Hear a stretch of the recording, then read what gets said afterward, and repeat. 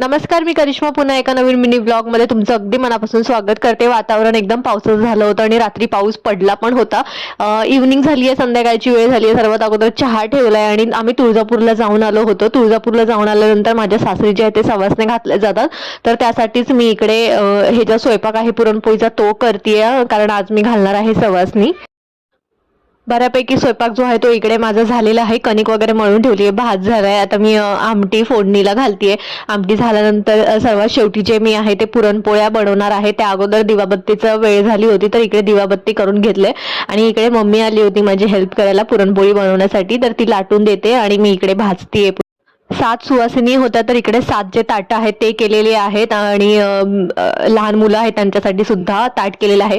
आणि हे बघा, रात्री पाऊस पडत होता. आय होप तुम्हाला व्हिडिओ आवडला असेल एक लाईक द्या आणि चॅनलला सबस्क्राईब नक्की करा.